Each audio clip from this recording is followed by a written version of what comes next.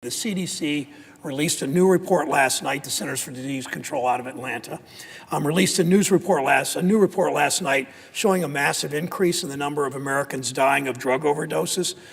My state is second to the presiding officer's state as the second highest rate of deaths per capita in the country. My state, unfortunately, for far too many people in Ohio, more people die in Ohio from opioid overdose than any other state in the country. Families are torn apart, children lose parents, parents lose sons, parents lose daughters. The CDC pins much of the blame for this epidemic on this relatively new, deadly synthetic opioid fentanyl. Deadly fentanyl overdoses doubled in 1 year. This drug is 50 times stronger than heroin. Senator Capito knows that, Senator Johnson, Senator Markey, all of us, this whole Senate's aware of that. This drug is being illegally trafficked into this country from Mexico and China. We have a bill that we should pass today to help put a stop to this, the Interdict Act. I want to thank Senator Markey for his leadership on this bill, also my fellow Ohioan, Senator Portman, for his support. We've been working on a number of issues, Senator Portman and I, across party lines for months and months and months.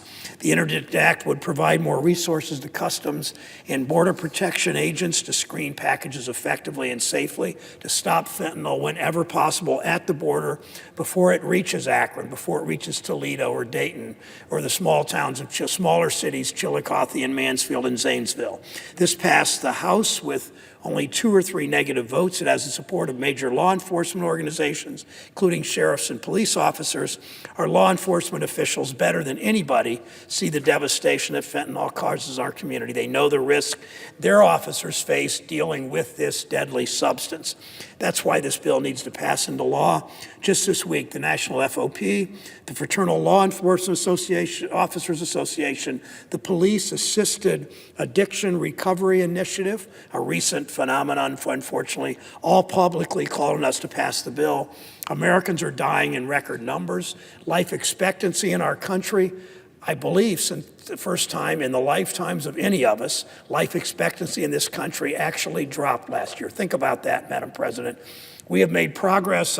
As I've mentioned in this body, I wear a pin on my lapel. It's a depiction of a bird cage, of a canary in a bird cage. The mine workers in West Virginia and Ohio and elsewhere would take a canary down in the mines. If the canary died, the mine worker was on his own. He had no union strong enough or government that cared enough to help him. In those days, people lived 45 years on the average, a child born in the United States in 1900. Today, we live 30 years longer for a whole host of public health reasons, from Medicare to Medicaid to safe drinking laws to clean air to minimum wage to workers, all the things that we do.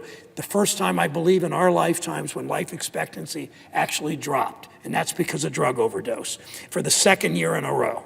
In a large part, because of these overdose deaths. Why shouldn't we take steps today to stop this? We can do this by putting the Interdict Act on the president's desk immediately, giving law enforcement the tools they need to keep fentanyl out of the country and off our streets.